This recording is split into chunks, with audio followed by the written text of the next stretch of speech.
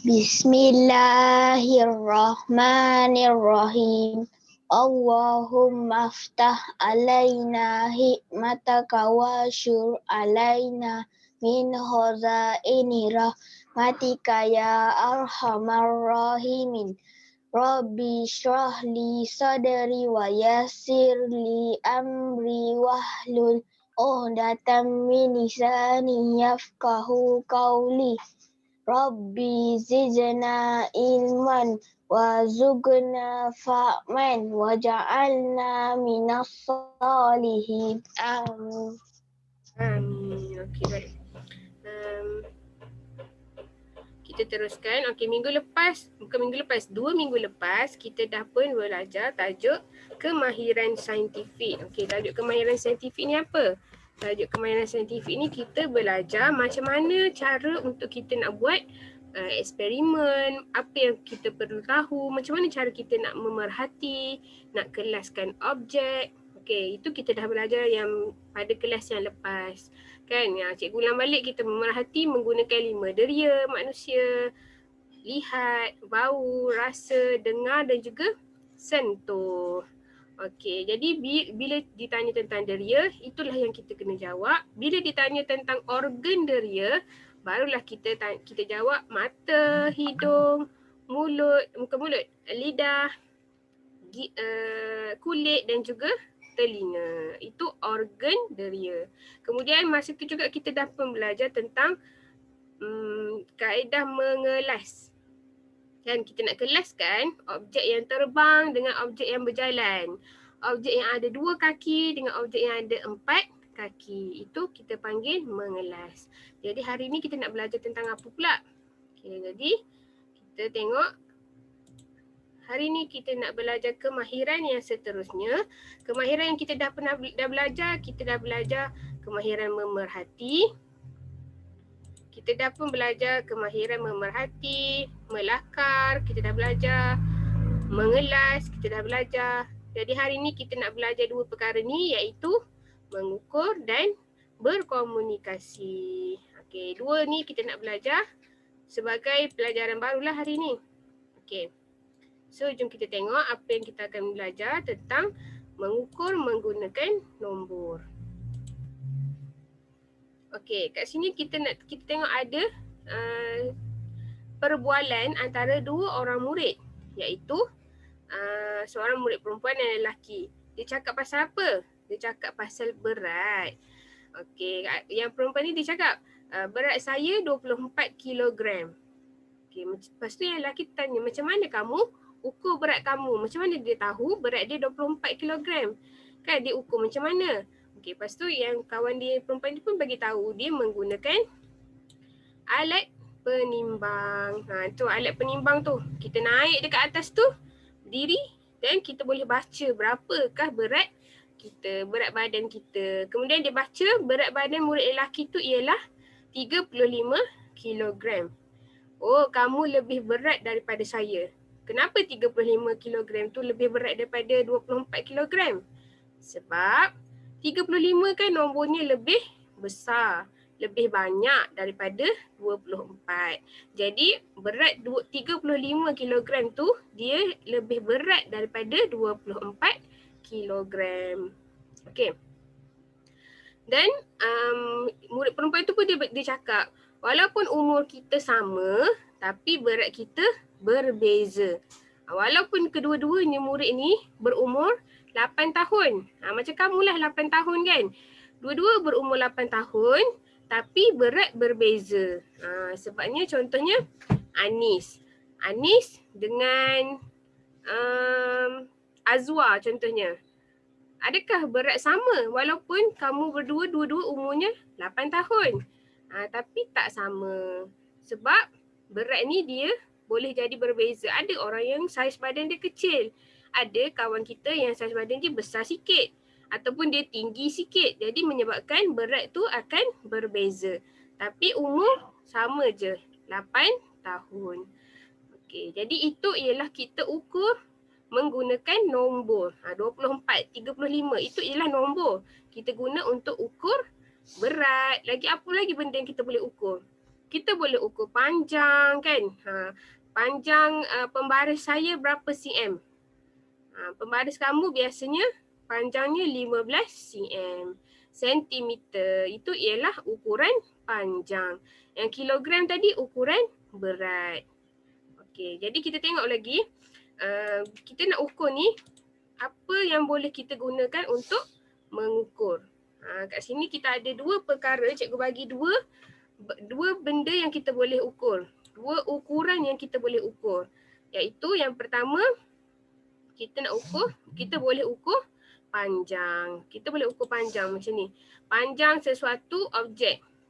Tinggi kita, tinggi manusia kan, ketinggian manusia. Itu pun kita panggil sebagai panjang lah. Diukur menggunakan apa? Alatnya ialah pembaris kan. Kalau benda tu yang bersifat lurus, kita boleh ukur guna pembaris.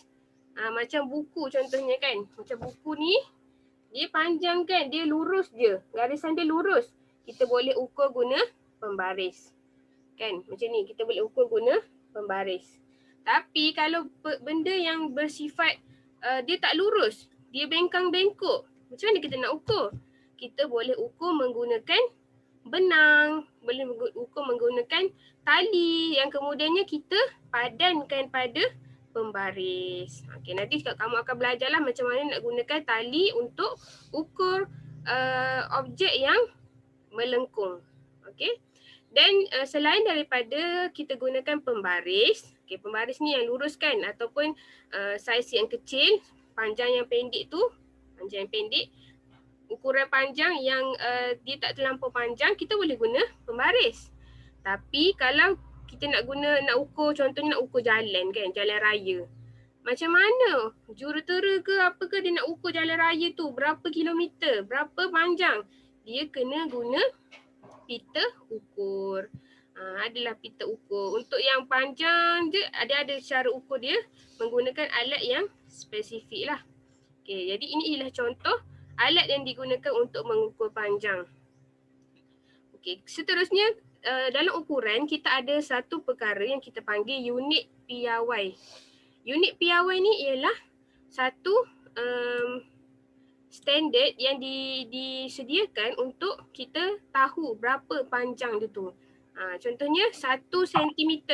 Semua orang bila dia ukur 1 cm, panjangnya sama je. Anis ukur 1 cm, panjang dia macam panjang tu. Auni ukur pun sama juga, panjang dia yang sama. Dia tak bolehlah kita ukur ikut jengkal. Ni kalau ikut jari kamu ni, 1 jengkal, 2 jengkal. Cuba buat macam ni semua. Cuba buat macam ni jari. Itu kita panggil 1 jengkal. 1 jengkal ni dia bukanlah unit piawai sebab Auni punya 1 jengkal pendek sikit sebab jari Auni kecil. Contohnya.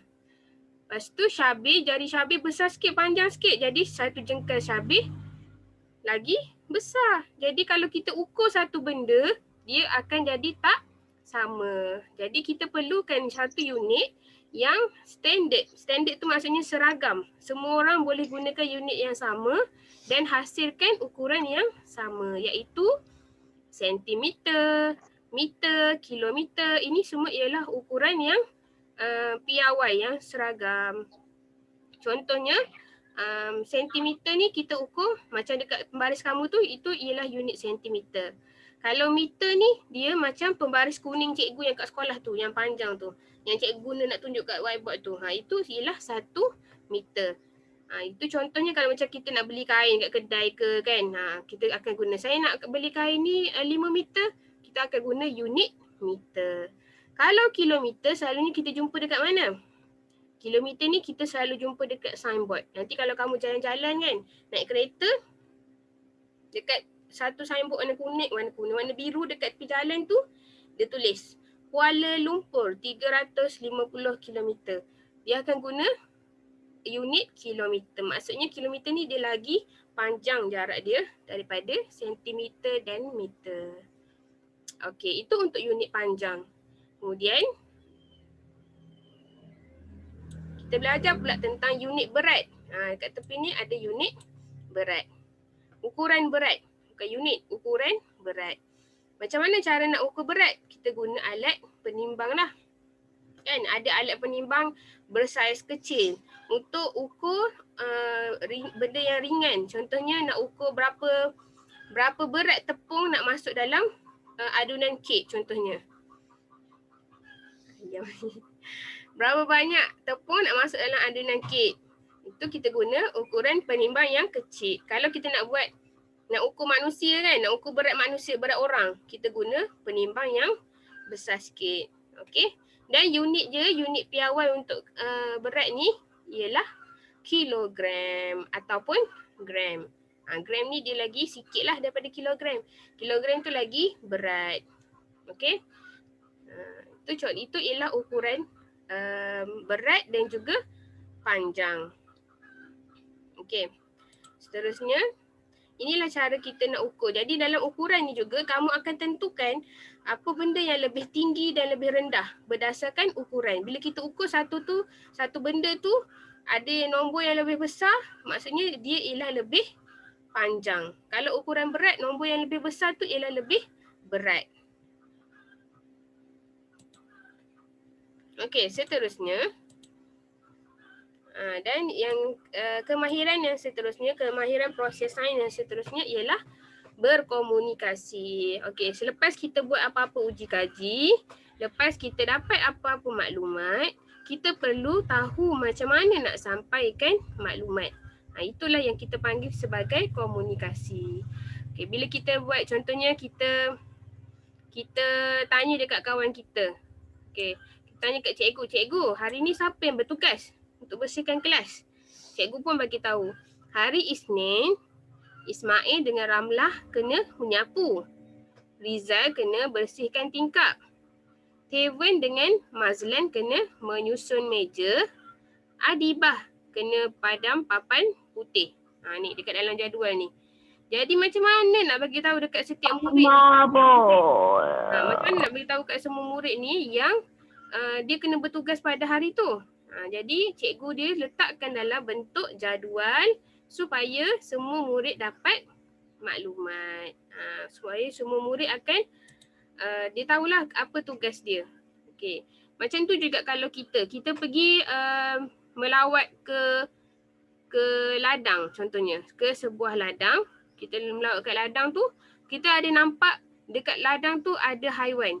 Okey, contoh haiwan yang ada dekat ladang, contohnya ada lembu, contoh ada ayam, contoh lagi ada kambing. Jadi lepas balik pada rawatan tu cikgu tanya, "Okey, kamu lukiskan haiwan apa yang kamu nampak dekat ladang tu."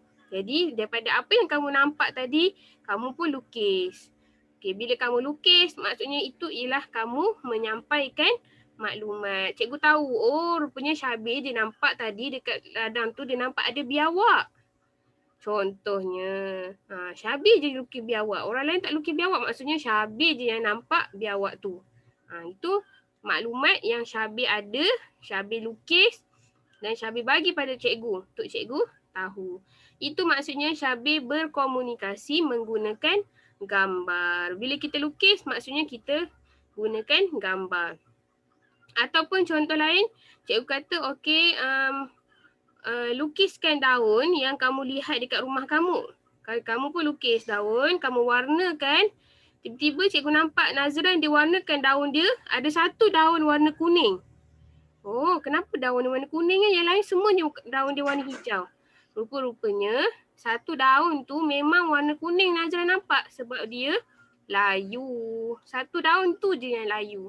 Dia macam nak gugur dah sikit.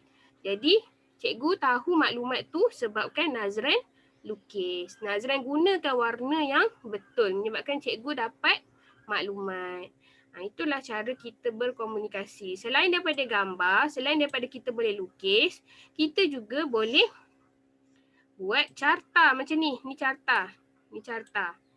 Kamu tulis, buat peta minda. Ini kamu akan belajar lah nanti. Untuk tahun 2 ni, kita tak buat lagi lah sebab kamu belum faham lagi. Nanti bila dah besar sikit, baru kita belajar macam mana nak buat carta.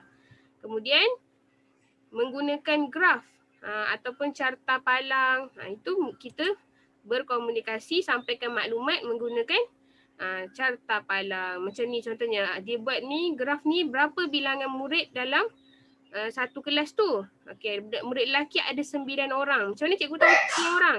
Sebab dia lukis graf ni, dia lukis ni sampai nombor 9. Jadi kat sini, murid lelaki dia ada 9 orang. Murid perempuan yang warna hijau ni ada berapa orang? Dia cikgu letak dekat, cikgu baca kat sini. Murid perempuan ada 5 orang. Macam mana cikgu tahu? Sebab cikgu baca dekat graf ni. Sebab murid ni dia buat, dia sampaikan maklumat pada cikgu menggunakan graf ataupun carta palang. Okey, jadi itulah cara untuk kita berkomunikasi. Ada banyak cara komunikasi. Macam cikgu cakap sekarang ni pun, itu ialah cara komunikasi juga. Maksudnya cikgu bagi tahu kamu, kamu dengar dan kamu dapat maklumat, itu pun dikira berkomunikasi. Okey.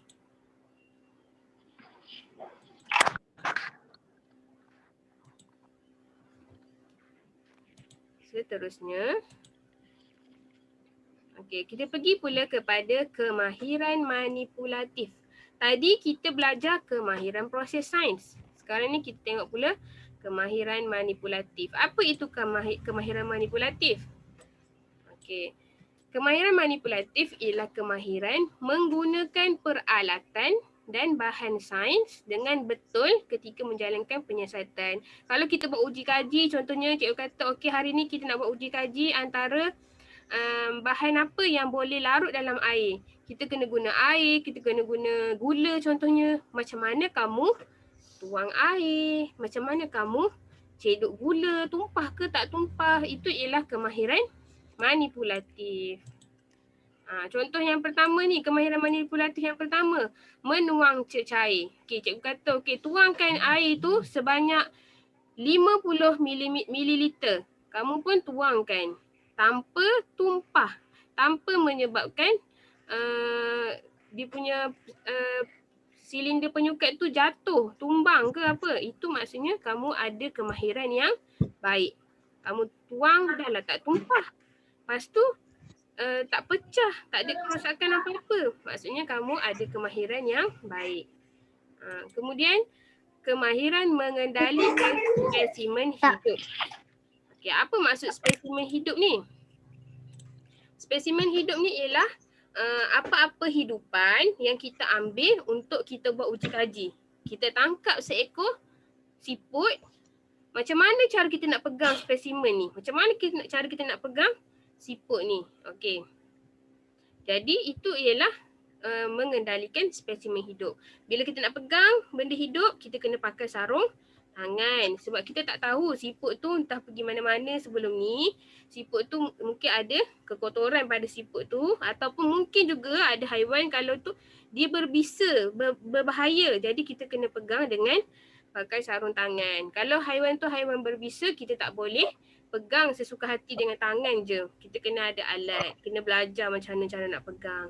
Okey, dan masa kita nak ambil untuk buat uji kaji, kita bawa masuk hidupan tu dalam makmal.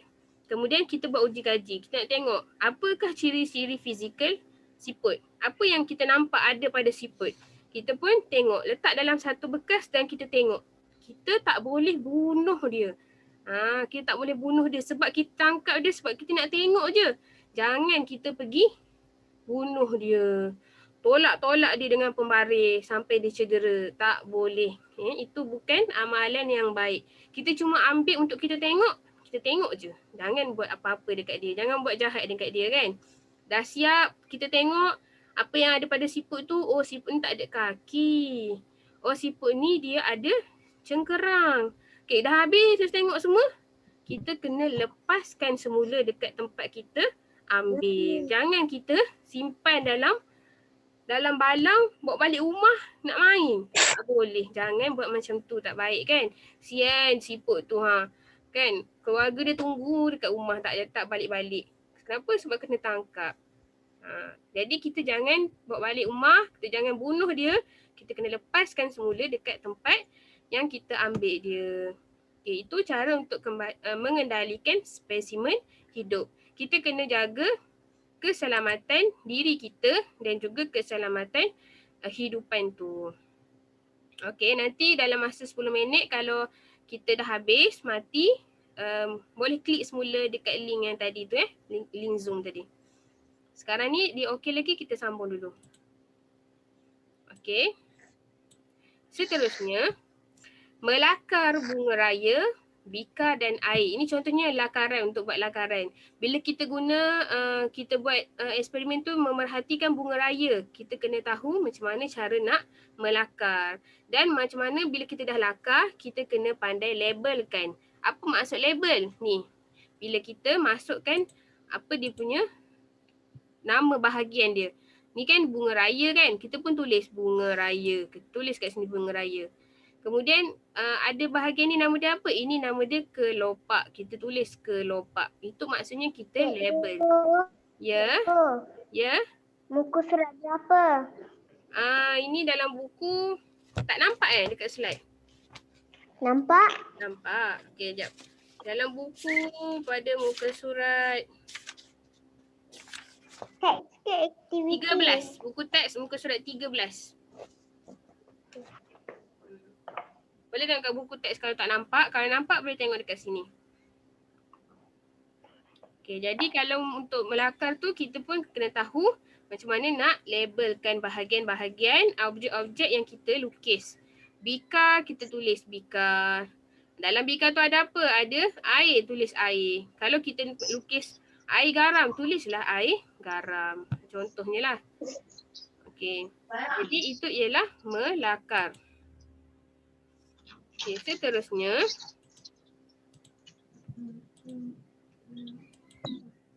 Okey, mencuci tabung uji. Cara selepas kita buat sesuatu uji kaji, kita guna apa-apa peralatan dalam bilik sains, kita kena cuci semula. Macam mana kita ambil sebelum tu. Sebelum tu kita ambil benda-benda tu semua, peralatan tu semuanya bersih. Kan, bersih. Kita guna tabung uji bersih, bika kita bersih, silinder penjukat kita bersih. Tapi bila lepas kita guna, kita biar je. Itu tak boleh lah. Jangan buat macam tu kan. Okey, jadi kita kena cuci. Lepas guna, cuci. Okey, apa yang kita nak buat dengan air-air yang kita dah guna tu? Boleh tak air tu kita tuang dalam tong sampah?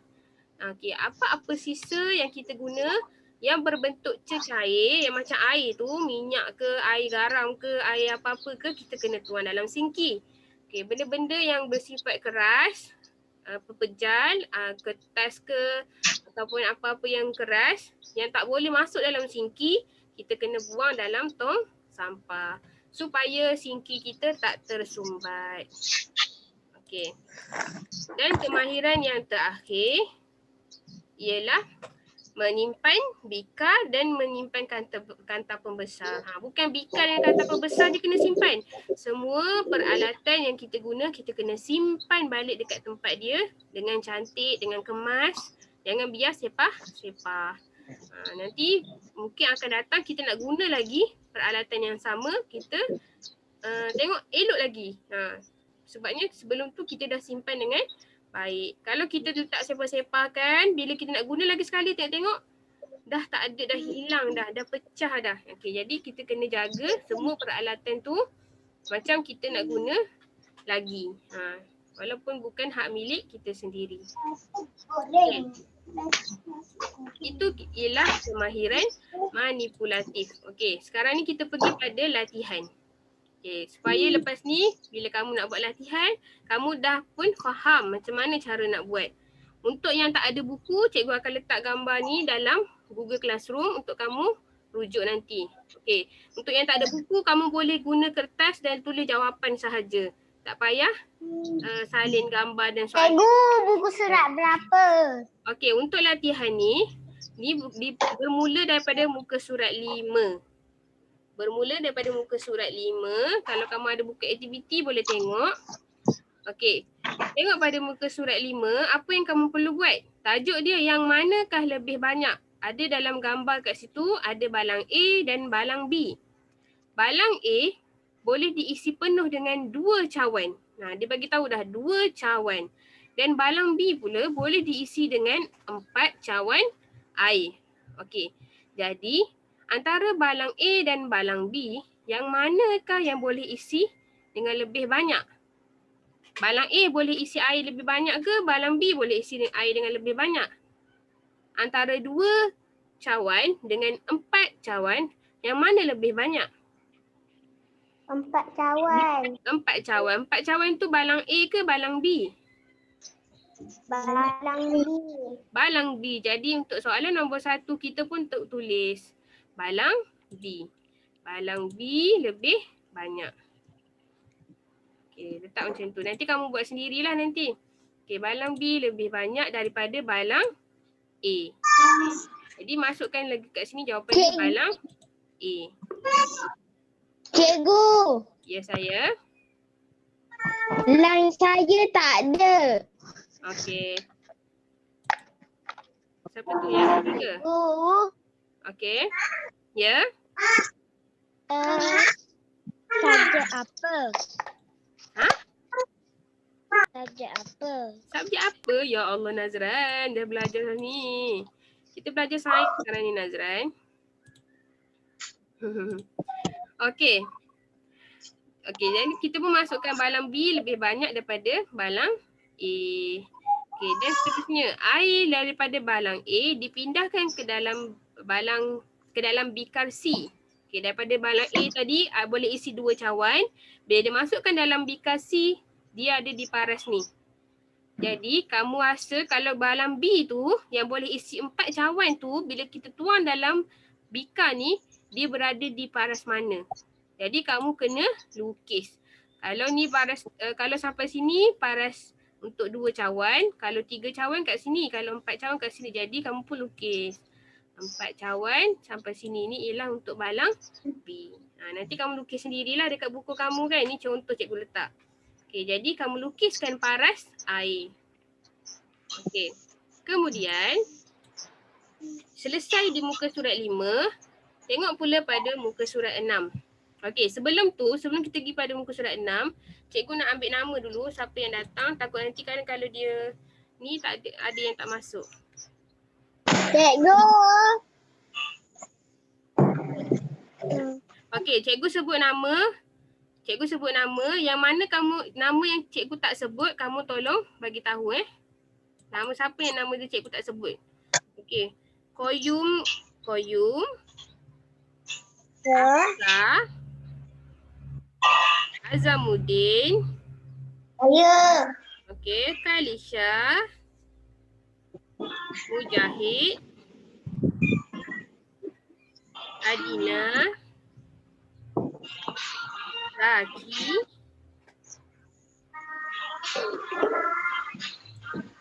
Amir Muhaimin. Anis. Auni. Ya. Ashraf. Hasif. Nazran. Kaisara. Adam Firdaus. Yasir. Afnan. Fatin. Okay, Fatin. Ada tak yang cikgu tak sebut nama dia? Ya. Zulia. Syabir. Okay, Syabir. Saya. Akif Saya.